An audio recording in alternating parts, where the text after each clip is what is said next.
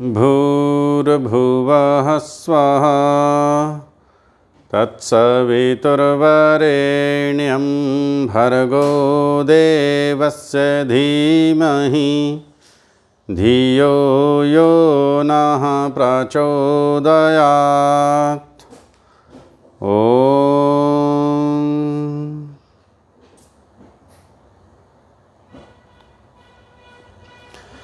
ईशोपनिषद के विषय में हम सब चर्चा कर रहे थे। हमने अब तक ईशोपनिषद के 3 मंत्रों का अवलोकन किया।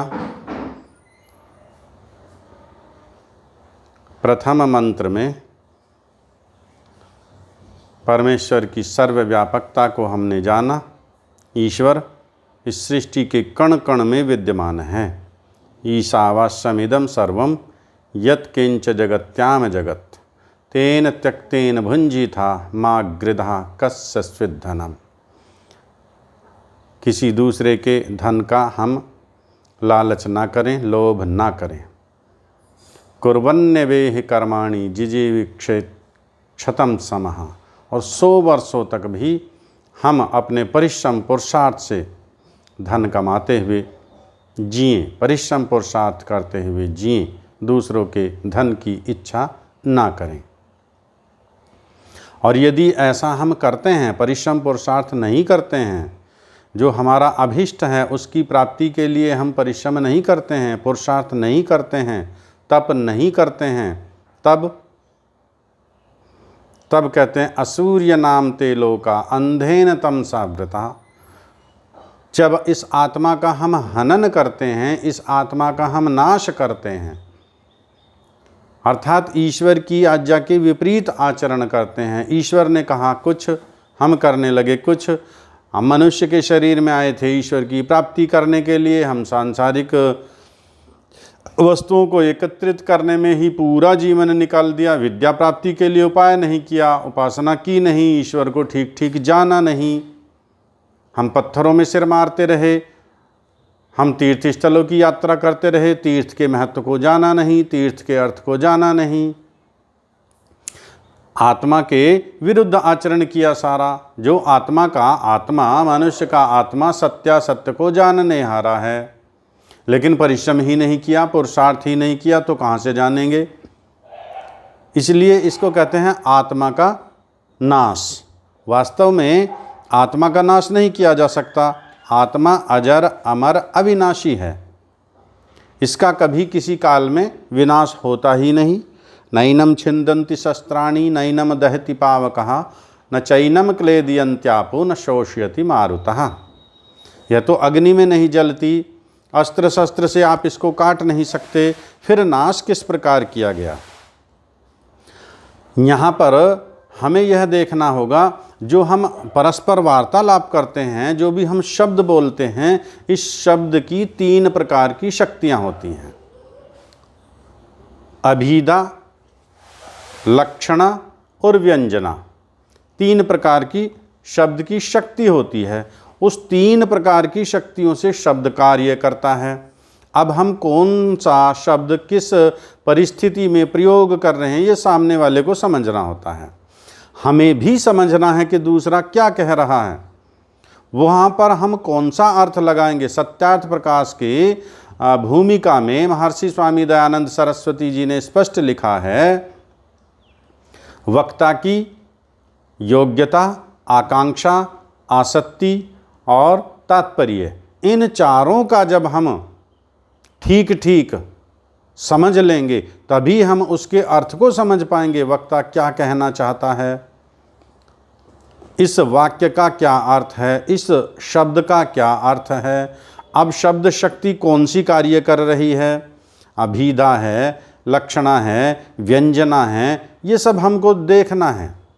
तो यहाँ पर जो नाश शब्द का प्रयोग किया गया है, ये लक्षणा वृत्ति है। अभिधा का अर्थ है जैसा वाक्य में प्रयोग किया गया है उसको उसी प्रकार से प्रयोग करना, यह अभिधा है। लक्षणा का प्रयोग करते हैं, लक्षण से हम जानते हैं। वाक्य में शब्द का प्रयोग किया गया, अब उस शब्द का अर्थ क्या है वहाँ पर, ये हमें देखना है। जैसे हम कहते हैं वह गंगा जी में रहता है, उसका मकान तो गंगा जी में है। अब गंगा जी में जल की धारा में तो मकान नहीं हो सकता, गंगा के किनारे पर उसका मकान है, ऐसा हम उसका अर्थ लगाते हैं। इसे कहते हैं लक्षणा, लक्षण से जानते हैं। हम कहते हैं मचान पुकारते हैं, मचान तो नहीं पुकारता, मचान तो जड़ है और जड़ वस्तु तो बोलती नहीं है। मचान के ऊपर जो व्यक्ति बैठा है, मचान बनाते हैं ना, ऐसा ऊंचा एक वो बनाते हैं बुर्ज टाइप, खेतों में होते हैं अधिकतर, और इनमें भी लगाते हैं, मेलों आदि में लगाते हैं। ऊंचे स्थान पर एक व्यक्ति बैठकर चारों ओर निगरानी करता है। अब वहाँ पर जो व्यक्ति बैठा हुआ है वह बोल रहा है, वह पुकार रहा है, तो ये लक्षणा से हमें जानना होगा कि मचान नहीं बोलता है, मचान तो जड़ है, मचान के ऊपर जो व्यक्ति बैठा है वह पुकार रहा है। इसे हम कहते हैं लक्षणा। शब्द की दूसरी शक्ति। तीसरी शक्ति है शब्द की व्यंजना। व्यंजना से हम जानते हैं, उदाहरण लेते हैं प्रातःकाल 4 बजे।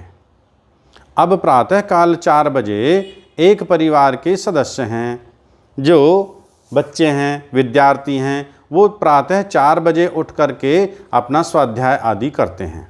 ये उनका नियमित दिनचर्या है। माताजी 4 बजे प्रातः उठकर स्नान करती हैं और पिताजी 4 बजे प्रातः उठ करके घूमने के लिए जाते हैं। 4 बजे हैं, चारों के अलग अलग, सबके अलग अलग कार्य हैं। कोई अपना स्वाध्याय में लगेगा, कोई स्नान आदि में लगेगा, कोई घूमने के लिए जाएगा। अब जैसे ही 4 बजे और दादाजी ने कहा 4 बज गए, 4 बज गए का, अब इस 4 बजे का अर्थ सबने अलग अलग लिया। जो पढ़ने वाला है वह समझ गया मेरे पढ़ने का समय हो गया है, 4 बज गए। माताजी का अब स्नान करने का समय हो गया है, 4 बज गए। पिताजी का अब घूमने का समय हो गया है, 4 बज गए। 4 बजे का अर्थ अपने अपने अनुकूल जो जो जिस कार्य को करता है नियत समय पर, वही उसका अर्थ लेता है। 4 बजे का अर्थ तीनों के लिए अलग अलग हो गया। इसे हम कहते हैं व्यंजना। अब जैसे आकाश में घनघोर बादल हैं, अब हम कहते हैं अरे भाई आज तो आकाश में घनघोर बादल छा रहे हैं, इसका अर्थ सीधा सा है वर्षा होने वाली है। घनघोर बादल हैं आकाश में, क्या अर्थ हुआ इसका? इसका अर्थ हुआ कि अब वर्षा होने वाली है। छत पर कपड़े सूख रहे हैं और माताजी ने कहा, पुत्र को कहा अरे बाहर बहुत देखो घनघोर बादल हैं और बाहर जो वस्त्र सूख रहे हैं उनको अंदर ले आओ। अब उन्होंने ये नहीं कहा वर्षा होने वाली है वस्त्रों को अंदर ले आओ, ना, घनघोर बादल हैं, घटा बहुत तेज है, वस्त्र अंदर ले आओ। अर्थ सीधा सा है, इसको हम व्यंजना से लेते हैं कि अब वर्षा होने वाली है। तो शब्द की जो तीनों प्रकार की शक्तियां हैं, अभिधा, लक्षणा, व्यंजना, इन तीनों को ठीक ठीक हम समझ लेंगे। जब इन तीनों को हम ठीक ठीक समझ लेंगे तभी हम वाक्य के अर्थ को, शब्द के अर्थ को ठीक ठीक समझ पाएंगे। और यदि नहीं समझ पाएंगे तो ये महाविनाश होना ही है हमारे जीवन का। जब जीवन के लक्ष्य को हम नहीं समझेंगे, शास्त्रों को हम नहीं समझेंगे, शास्त्रों की भाषा को हम नहीं समझेंगे, और जो जिन विद्वानों ने शास्त्र लिखे हैं उनकी योग्यता को हम नहीं समझेंगे, उनकी आकांक्षा को हम नहीं समझेंगे, तो अर्थ का हम अनर्थ ही करते रहेंगे। फिर हम अंधविश्वास में फंसेंगे, फिर हम पाखंड में फंसेंगे, फिर हम अविद्या में फंसेंगे, फिर हम अज्ञानता में फंसेंगे, फिर हम दूध नालियों में बहा देंगे। अज्ञानता में, अविद्या में दूध पीने की वस्तु है, उसको हम नालियों में बहा देते हैं। यह अज्ञानता तो है, यह अविद्या तो है, यह पाखंड तो है, यह अंधविश्वास तो है। पशुओं का गोबर जो खेत में हम डालते हैं उसको हम पूजने लगेंगे। ये क्या है? अविद्या तो है, अज्ञानता तो है। अविद्या तो है, अंधविश्वास ही तो है। जो इतनी महत्वपूर्ण वस्तु थी दूध, वो तो हमने नाली में बहा दिया। और जो गोबर है उसको हम धूप दीप चढ़ाने लगे, प्रसाद चढ़ाने लगे, नैवेद्य चढ़ाने लगे, दीपक जलाने लगे, उसको पूजने लगे। यह अविद्या तो है, यह जानता तो है। जहां पर हमें गौ का वर्धन करना चाहिए था, गौ का वर्धन किया नहीं, अर्थ को जाना नहीं, गोवर्धन कर दिया, गोवर्धन कर दिया। गौवर्धन के स्थान पर गोवर्धन कर दिया। शब्द को जाना ही नहीं, शब्द वहां पर क्या था, शब्द का अर्थ क्या था, शब्द की कौन सी शक्ति थी। ये तो सीधा सीधा है गौ तो, लेकिन उसका भी अर्थ का अनर्थ कर दिया। इसलिए इन शब्दों की शक्तियों को, वाक्य के बोध को हमें गंभीरतापूर्वक विचार करना चाहिए। जो लेखक है, जो वक्ता है, उसकी योग्यता, उसकी आसक्ति, उसकी आकांक्षा, उसका तात्पर्य, ये चारों चीज़ें हमें ध्यान में रखकर चलनी हैं। तब हम ठीक ठीक अर्थ को जान पाएंगे। आइए आगे चलते हैं। अब हमने परमेश्वर का सर्वव्यापकता को जाना, उसकी आज्ञा को जाना। ईश्वर कहता है 100 वर्ष तक भी जियो तो परिश्रम पुरुषार्थ से धन कमाते हुए जियो, किसी दूसरे के धन की इच्छा मत करो। अगर ऐसा करोगे यह आत्मा का हनन है, यह आत्मा का नाश है। आत्मा जिस लक्ष्य के लिए शरीर में आया वह लक्ष्य प्राप्त नहीं किया, उस ओर बढ़े नहीं, तो यह आत्मा का विनाश ही है, बेकार ही है। ये तो बेकार रहा। जिस प्रकार एक छोटी सी कहानी है। एक व्यापारी, आप लोगों ने सुने भी होगी, एक व्यापारी है, उसके 2 पुत्र हैं। और व्यापारी गया, अब पहले जो व्यापारिक यात्राएं होती थी वो दीर्घ काल की होती थी, कई कई महीने की, कई कई वर्ष भी लग जाते थे यात्रा पूरी करने में। व्यापारी यात्रा पर चला गया और अपने दोनों पुत्रों को एक एक सोने का सिक्का वह दे गया और उसने कहा कि जब मैं वापस आऊँगा तो आपसे इस सोने के सिक्के का मैं हिसाब लूँगा। ठीक है जी। अब वो पिता तो व्यापार पर चला गया। एक पुत्र ने सोचा जब पिताजी वापस आएंगे सिक्के का हिसाब मांगेंगे, कहीं ऐसा ना हो कि यह सिक्का खो जाए। उसने भूमि के अंदर गड्ढा किया और वहाँ पर वो गाड़ दिया सिक्का। दूसरे पुत्र ने उस 1 रुपये से कुछ वस्तु खरीदी, फिर उसको उसने बेचा, फिर उससे कुछ लाभ हुआ, उस लाभ को मूलधन में मिलाया और वस्तु लाया, खरीदी, और इस प्रकार उसने व्यापार में उस पैसे को लगाया। एक सिक्के के उसने कई सिक्के एकत्रित कर लिए। अब वर्षों बाद जब पिता वापस आया और उसने दोनों पुत्रों को बुलाया, दोनों पुत्रों से सिक्के का हिसाब पूछा, तो एक पुत्र ने जो एक सिक्के के कई सिक्के बना लिए, उसने कई सिक्के दिखा दिए। पिता ने कहा मैंने तो एक सिक्का दिया था, ये कई सिक्के आपके पास कहाँ से आए? उसने बताया मैंने इस प्रकार से इसको व्यापार में लगाया और इसका मैंने लाभ लेकर कई सिक्के बना लिए। दूसरे पुत्र से पूछा तो वह पुत्र जो ज़मीन में उसने अपने गाड़ा था वो सिक्का उसको लेकर के आया, तो उसको जंग लगा पड़ा था सिक्के में। सेम स्थिति हमारी है। आप अपना आत्मा को देखिए, यह आत्मा एक सिक्का है, यह पवित्र सिक्का है, किस लक्ष्य के लिए मिला है। अब इसका यदि हम दुरुपयोग करते हैं, प्रयोग ना करना भी दुरुपयोग ही है। यदि प्रयोग भी ना करें तो भी तो उस वस्तु का कोई लाभ नहीं। आत्मा, मन, बुद्धि, चित्त, ये सब परमेश्वर ने हमें दिए लक्ष्य प्राप्ति के लिए। यदि हम इनका प्रयोग ही ना करें तो बेकार। तो आइए अब हम उस परमेश्वर के स्वरूप को जानने का प्रयास करते हैं। परमेश्वर है कैसा जो हमें यह आज्ञा दे रहा है, जिसके विषय में हमने जाना है कि वह सृष्टि के कण कण में विद्यमान है। ये संसार के समस्त पदार्थ उसी परमेश्वर के हैं। वह परमेश्वर है कैसा, कहाँ रहता है, क्या करता है, कैसे उसके स्वरूप को हम जानें। और हम बार बार जानते हैं जो उपनिषद का श्लोक है, सर्वे वेदाः यत् पद्मामनन्ति।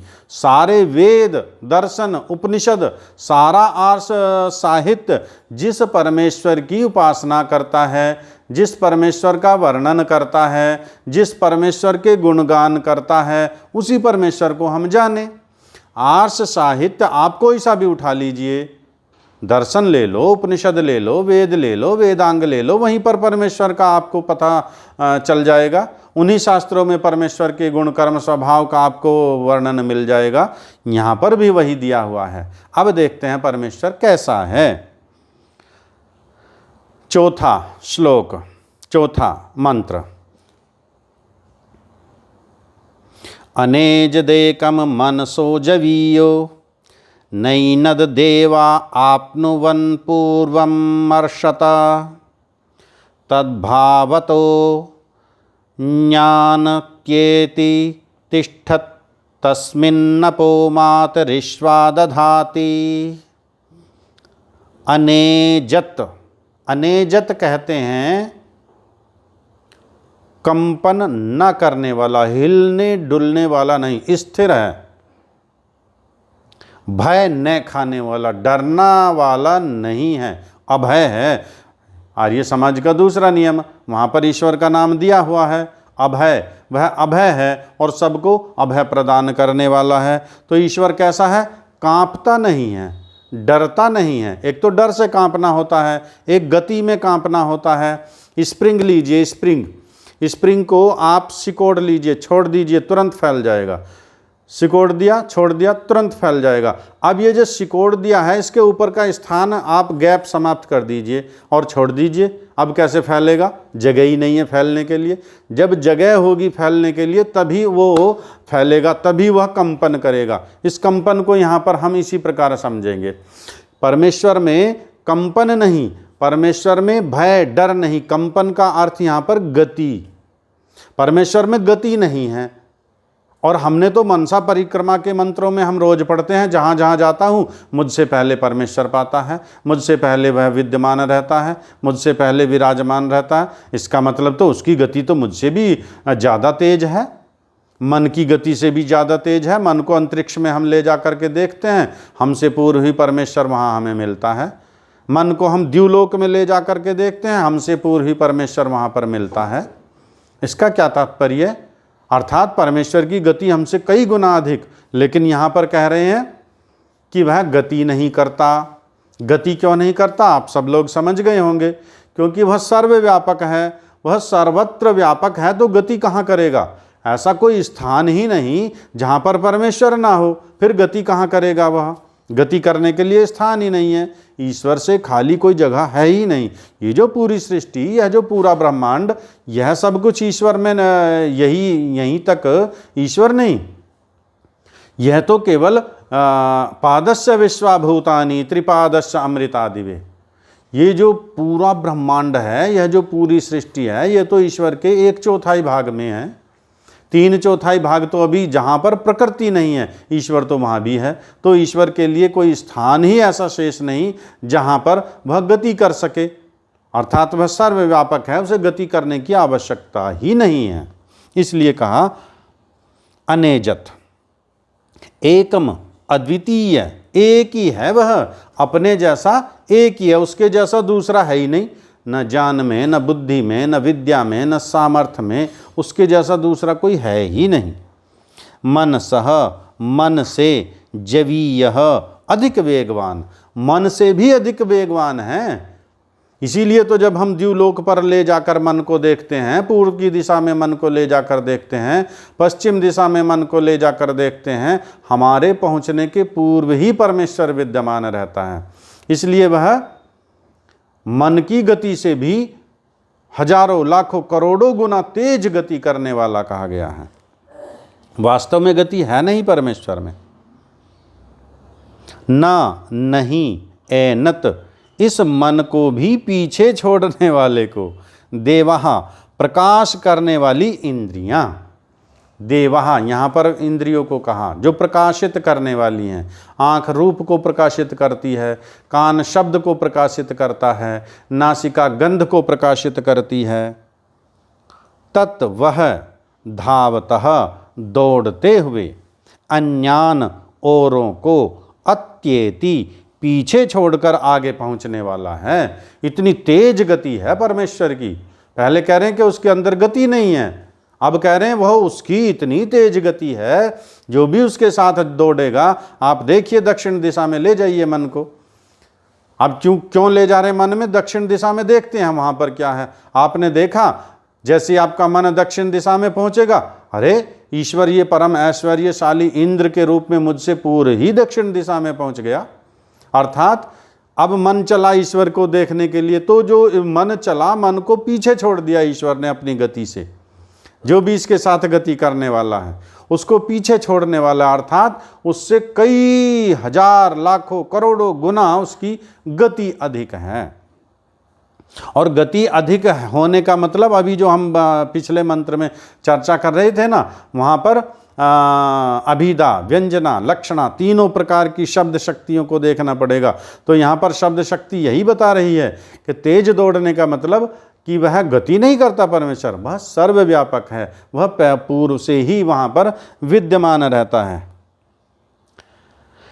तस्मिन्, उस ब्रह्म के कारण, अपह, जल को मातरिश्वा वायु दधाती, धारण करता है। और जितना भी है जल, वायु, अर्थात जितने भी भौतिक पदार्थ हैं, इन सबको धारण करने वाला वह परमेश्वर ही है। इतनी तेज उसकी गति है, जहाँ कहीं भी हम जाकर देखते हैं हमसे पूर्व ही वह विद्यमान रहता है। परमात्मा, अब व्याख्या देखते हैं इसकी। परमात्मा सर्वत्र विद्यमान होने से कभी कांपता या गति नहीं करता, और एक होने के कारण कभी भय उसके पास नहीं आता। जब वह है ही अकेला, फिर वह डरेगा क्यों? आपने देखा कमरे में सांप घुस गया, मकान में कहीं से आ गया सांप और वह कमरे में घुस गया। अब कमरे में जाते हुए डर लगेगा, अंदर कमरे में कैसे चले जाएं भाई, सांप है काट लेगा। दूसरे बालक को आप कहिए आप जाइए कमरे में, नहीं जाऊंगा, मैं कैसे जाऊंगा। दूसरे व्यक्ति से कहिए अब जाइए कमरे में, नहीं नहीं मैं कैसे जाऊंगा, कमरे के अंदर मैं नहीं जा सकता, वहाँ पर तो सांप है काट लेगा। डर लग रहा है हमें सांप से डर लग रहा है। अब इसने एक चार्मर बुलाया, सपेरा बुलाया, वो आया और सांप को पकड़ करके ले गया। अब क्या अब भी कमरे में जाने से डर लगेगा? नहीं, अब तो कमरे में कोई भी नहीं है, अब तो मैं ही हूं बस अकेला। परमेश्वर के जैसा दूसरा कोई है ही नहीं, परमेश्वर किसी से क्यों डरेगा? हम डरते हैं, सांसारिक लोगों से भी डरते हैं और परमेश्वर से भी डरते हैं। परमेश्वर से क्यों डरते हैं? उसकी न्याय व्यवस्था से डरते हैं। यदि कोई पाप कर्म करेंगे ईश्वर दंड देगा। और एक शक्तिशाली व्यक्ति है लोक में, समाज में एक शक्तिशाली व्यक्ति है, उसने पाप कर्म किया, ईश्वर को वह जानता नहीं, ईश्वर से तो वह डरेगा क्यों? और सामाजिक लोगों की अपेक्षा उसका सामर्थ्य कई गुना अधिक है, तो वह डरेगा क्यों? वह किसी से नहीं डरने वाला, उसके जैसा कोई है ही नहीं यहाँ गांव में, उसके जैसा दबंग, उसके जैसा धनाढ्य, उसके जैसा कोई शक्तिशाली दूसरा नहीं, तो क्यों डरेगा किसी से? अब परमेश्वर के जैसा दूसरा कोई है ही नहीं, बल बुद्धि ज्ञान विज्ञान में, इसलिए परमेश्वर को किसी से कोई भय नहीं। और ना परमेश्वर कभी कोई पाप कर्म करता, ना कभी कोई वह अधर्म कर्म करता, तो वह किसी से क्यों डरेगा? क्योंकि जिसके समान कोई ना हो और ना ही जिससे कोई बड़ा हो, ना तो उसके जैसा कोई, ना उससे अधिक कोई। परमात्मा सर्वत्र व्यापक होने से मन से भी अधिक गतिवान है, वेगवान है, क्योंकि मन जहाँ जाता है परमात्मा अपरिछिन्न, एक तो परिछिन्न है, एक अपरिछिन्न है। यह आत्मा परिछिन्न है। परि कहते हैं चारों ओर से, छिन्न मीन्स घिरा हुआ। जो परिधि से घिरा हुआ है वह साकार है, और जिसकी परिधि नहीं है, जिसकी सीमा नहीं है, जो अपरिछिन्न है, वह अनंत है। अब सीमा है, एक यहाँ पर ये हमने गोला बनाया तो परिधि होगी चारों ओर से, जो गोले के अंदर है इसकी परिधि होगी, ये सीमा हो गई, ये ससीम हो गया। जो ससीम हो गया वह आकार वाला, और जो अपरिछिन्न है, जिसका कोई सीमा नहीं, जिसका कोई आकार नहीं, वह असीमित हो गया। उसी को कहते हैं परमात्मा को अपरिछिन्न, निराकार। अनंत होने के कारण सबसे पूर्व सर्वत्र विद्यमान रहता है, अतः इंद्रियां उसको पा नहीं सकती। अर्थात उसे जान नहीं सकती। ये जो भौतिक इंद्रियां हैं, इनसे परमेश्वर को नहीं जाना जा सकता। जो मनुष्य परमात्मा को जानने के लिए इधर उधर दौड़ते हैं, कैलाश पर्वत की मानसरोवर की यात्रा पर जाते हैं, वैष्णो देवी जाते हैं, शिरडी जाते हैं, रामेश्वर जाते हैं, अन्य प्रकार के कितने हज पर जाते हैं, यरूशलेम जाते हैं, कितनी कितनी प्रकार की यात्राएं करते हैं, कदापि परमेश्वर को नहीं पा सकते, क्योंकि ये सब भौतिक स्थान हैं। और भौतिक स्थानों पर अभौतिक वस्तु को हम ढूंढेंगे, यह हमारी मूर्खता है। जहाँ जहाँ इंद्रियाँ विषयों के लिए जाती हैं, इंद्रियाँ वहाँ पर क्यों जा रही हैं? विषयों के लिए। कैलाश मानसरोवर पर क्यों जा रहे हो? विषयों के लिए। शिरडी पर क्यों जा रहे हो? विषयों के लिए। हज पर क्यों जा रहे हो? विषयों के लिए। परमात्मा उनसे पूर्व ही वहाँ पर विद्यमान होता है। कैलाश पर्वत पर आप जाएंगे ईश्वर के दर्शन करने के लिए, वैष्णो देवी जाएंगे माता जी के दर्शन करने के लिए।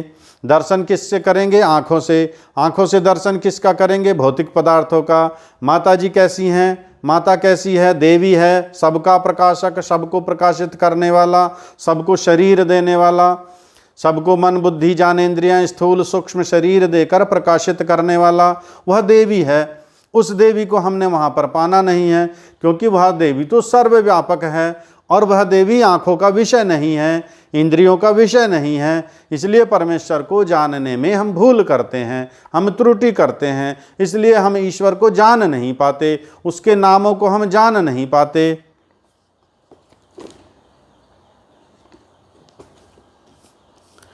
इस सबका भाव यह है कि ब्रह्म को इंद्रियों द्वारा नहीं जान सकते, और ना ही वे लोग जो इंद्रियों से परमात्मा का दर्शन करने के लिए चारों ओर दौड़ते हैं, कभी परमात्मा को जानने के अधिकारी हो सकते हैं, जब तक कि वे संसार के विषयों से सर्वथा पृथक ना हों।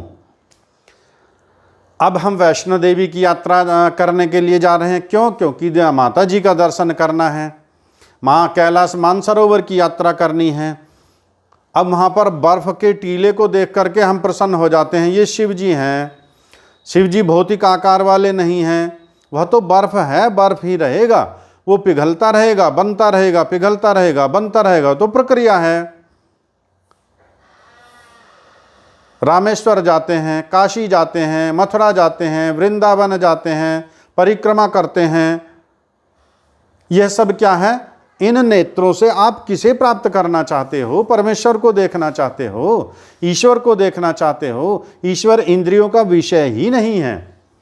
ईश्वर तो अगोचर है। तुम हो एक अगोचर सबके प्राणपति। हम प्रार्थना तो करते हैं, लेकिन अगोचर का अर्थ नहीं जानते। अगोचर के अर्थ को हम जानें, जिसने यह प्रार्थना लिखी उसके तात्पर्य को समझें, उसकी योग्यता को समझें। उस कवि ने हमारा मार्गदर्शन किया था ईश्वर के विषय में बताने के लिए। तुम हो एक, ये मंत्र भी बता रहा ईश्वर एकम है, ईश्वर एक ही है। और आरती जो मंदिरों में बजती है, उसको भी हम अगर ध्यान से देखें, वहाँ पर भी ईश्वर के स्वरूप को बताया गया है। ईश्वर कैसा है? एक है, ईश्वर एक ही है और अगोचर है। अगोचर को हमने कभी समझा नहीं, जाना नहीं, किसी ने बताया नहीं। अगोचर, गो कहते हैं इंद्रियों को, चर कहते हैं चरने वाला, विषयों वाला, अर्थात जो इंद्रियों का विषय है, जहाँ पर इंद्रियां दौड़ती हैं, जहाँ जहाँ इंद्रियां जाती हैं, जिनके विषय को इंद्रियों से ग्रहण करते हैं, वह गोचर होता है। और यह अगोचर है। आ लगा दिया। पाप है, अपाप है, शुद्ध है, अशुद्ध है। आप जानते हैं आ शब्द लगते ही अर्थ विपरीत हो जाता है। गोचर जो इंद्रियों का विषय है, ये जो भौतिक पदार्थ हैं, पशु पक्षी वृक्ष फूल, अपना शरीर, माता पिता पुत्र पत्नी भाई बहन, पुस्तक, मोबाइल, लैपटॉप, कंप्यूटर, ये सब गोचर हैं, ये इंद्रियों के विषय हैं। रसगुल्ला, रसगुल्ला इंद्रियों का विषय है। रसगुल्ला नाम लेते ही जिह्वा पर पानी आता है। हो रसगुल्ला कितना मीठा लगता है। चाट पकौड़ी, चाट पकौड़ी हलवा, ये इंद्रियों के विषय हैं। चाट पकौड़ी का नाम लेते ही जिह्वा पर पानी आता है, ये इंद्रियों का विषय है। चाट को खाइए, पता लगेगा कैसी बढ़िया टेस्टी बनी है। रसगुल्ला खाइए, पता लगेगा कैसा बढ़िया टेस्टी बना है। ये इंद्रियों का विषय है, यह गोचर है। और इन इंद्रियों से जो इंद्रियों का पदार्थ है उसी को तो ग्रहण करेंगे। अब ये हमारी कैसी मूर्खता है, ये हमारी अज्ञानता है, ये हमारी अविद्या है। इन इंद्रियों से जो इन इंद्रियों का विषय ही नहीं है उसको हम प्राप्त करना चाहते हैं, उसको प्राप्त करना चाहते हैं। कैसे प्राप्त कर लेंगे? वह परमात्मा तो अगोचर है, इंद्रियों का विषय ही नहीं है, इंद्रियों के विषय में आने वाला ही नहीं है, ना उसमें रूप, न रस, न गंध। फिर उसको किस प्रकार जानेंगे? उसके लिए हम दौड़ लगाते हैं, कांवर लेने जाएंगे, जल लेकर आएंगे, जल वहां पर चढ़ाएंगे। अभी कहा कि जल को धारण करने वाला परमेश्वर, मंत्र बता रहा है कि वह परमेश्वर जल को धारण करता है, वायु को धारण करता है, सब पदार्थों को परमेश्वर धारण किए हुए हैं। अब परमेश्वर धारण करने का अर्थ सारे पदार्थ परमेश्वर के हैं, उसी ने धारण किए हैं। हरिद्वार से जल लाते हैं, शिव जी पर चढ़ाते हैं। शिव जी के अर्थ को जाना नहीं, उसके स्वरूप को जाना नहीं। वह भौतिक पदार्थों का बना हुआ परमेश्वर नहीं, वह शरीरधारी परमेश्वर नहीं, वह इन इंद्रियों का विषय परमेश्वर नहीं, वह तो बुद्धि का विषय है। आइए, क्या ब्रह्म गति शून्य है? क्या ब्रह्म में गति नहीं है? ब्रह्म सर्वव्यापक होने से कभी भी गति नहीं करता, वरन संसार के समस्त पदार्थ उसकी शक्ति से गति करते हैं। हवाई जहाज वैसे नहीं दौड़ता, गाड़ी वैसे नहीं चलती, हम मनुष्य वैसे ही नहीं चलते, पशु पक्षी जीव जंतु वैसे ही नहीं चलते। परमेश्वर ने शक्ति दी है तब चल पाते हैं। परमेश्वर में अपनी गति है नहीं, उसको चलने की आवश्यकता नहीं, क्योंकि वह सर्वव्यापक है। ब्रह्म साकार है या निराकार है? अब ये देखिए, ये प्रश्न बार बार आएगा, सत्यार्थ प्रकाश में भी आया, उपनिषद में भी आ रहा है कि परमेश्वर साकार है या निराकार। प्रत्येक साकार पदार्थ परिच्छिन्न, प्रत्येक साकार पदार्थ परिच्छिन्न। आत्मा कैसा है? परिच्छिन्न। आत्मा कैसा हुआ? साकार। प्रत्येक परिच्छिन्न पदार्थ जो भी परिच्छिन्न है, जो भी सीमाओं से घिरा हुआ है, वह सब साकार है। स्पष्ट कर लेंगे। इस विषय में विद्वानों में भी बड़े बड़े मतभेद हैं। आत्मा को अधिकांश विद्वान निराकार ही बताते हैं, लेकिन परिच्छिन्न भी मानते हैं। परिच्छिन्न का क्या अर्थ है? परि का अर्थ चारों ओर, और जो छिन्नात, जो चारों ओर से सीमाओं से घिरा हुआ है, वह साकार है। और यहाँ स्पष्ट लिख भी दिया, प्रत्येक साकार पदार्थ परिच्छिन्न, परिमित, वो उसकी सीमा होती है, वह सीमाओं से घिरा होता है। परिच्छिन्न पदार्थ गति कर सकते हैं। जो सीमाओं से घिरा है वह तो गति करेगा, हमारी सीमा है। 4 फुट, 5 फुट, 6 फीट की ऊंचाई है, ये सीमा हो गई। 7 फीट की ऊंचाई है, ये सीमा होगी। 7 से ऊपर तो खाली। अब जिसकी सीमा है, जिसकी अपनी परिधि है, वह तो गति करेगा।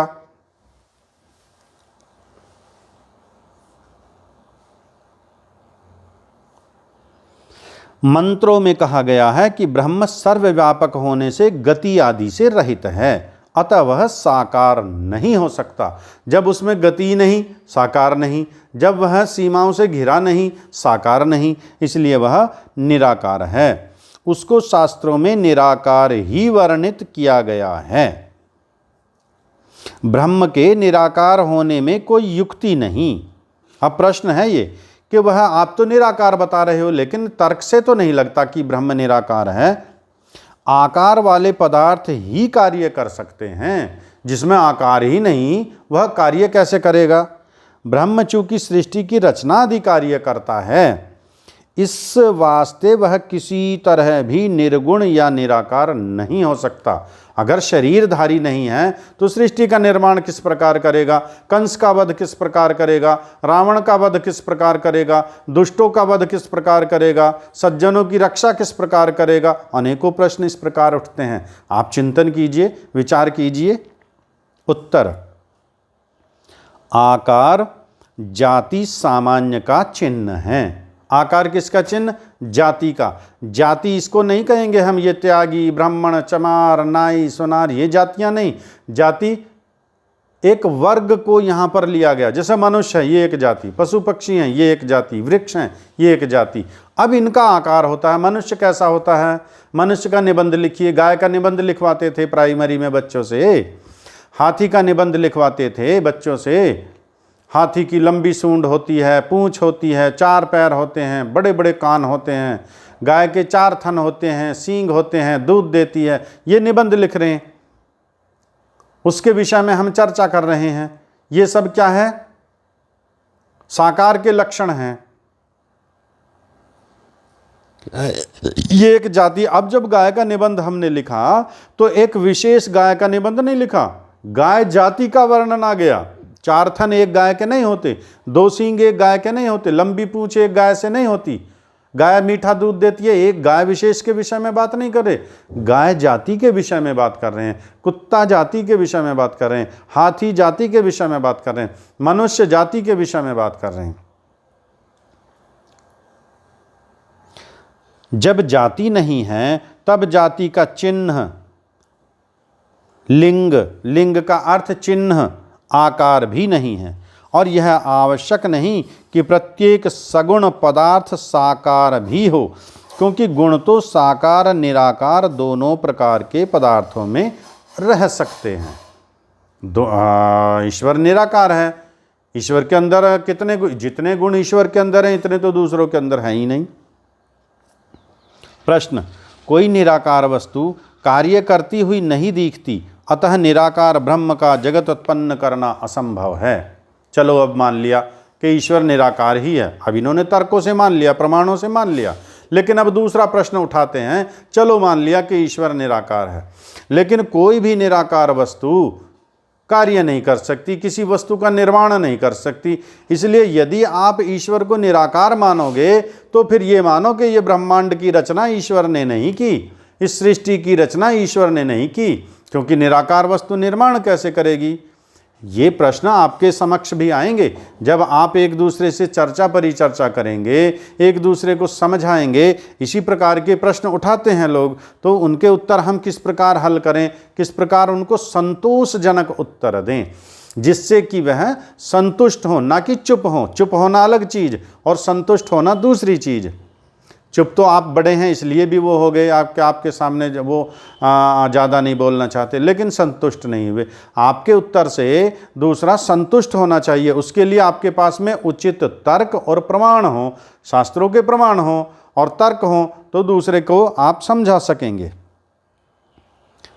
जितना कार्य होता है निराकार ही करता है। शरीर के अंग और हथियार जितने साकार पदार्थ हैं वे सब निराकार के कार्य करने के साधन हैं। अब देखो यहाँ पर थोड़ा सा इन्होंने भी उल्टा कर दिया है, इसको छोड़ देते हैं, विवादित प्रश्न हो जाएगा आपके लिए, इस प्रश्न को ही छोड़ देंगे। लेकिन हाँ, इसका उत्तर तो लेना है कि निराकार वस्तु ही कार्य करती है। अब ये देखिए, माता के गर्भ में बच्चे का निर्माण होता है, कौन निर्माण करता है? क्या कोई साकार वस्तु निर्माण कर सकती है अंदर इस शरीर का? यदि साकार डॉक्टर होता है, डॉक्टर ऑपरेशन करता है, चीर फाड़ करता है, टाके लगा देता है, ये तो कार्य कर देता है। लेकिन जो माता के गर्भ में निर्माण चल रहा है उसे कौन करेगा? वहाँ पर यंत्र कहाँ है नाखून लगाने के लिए, उंगलियों के बीच में चाकू से जगह काटने के लिए ये गत्ता है। इस गत्ते पर उंगलियों का आकार काटेंगे, चाकू लेंगे, बीच में इतना जगह काटेंगे, यहाँ पर उंगलियाँ बनाएंगे इस प्रकार।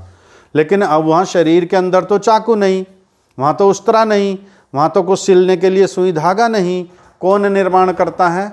ये सब निर्माण निराकार ही करता है। सृष्टि का, प्रकृति का जितना निर्मित कार्य है वह सब निराकार का ही कार्य है। साकार उन कार्यों को कर ही नहीं सकता। क्या कोई मनुष्य पपीते का फल बना सकता है, सेब का फल बना सकता है, नीम का वृक्ष उगा सकता है, तितलियों के पंखों में रंग भर सकता है, मोर के पंखों पर रंग भर सकता है? कौन भरेगा? ये सब कार्य निराकार के ही हैं।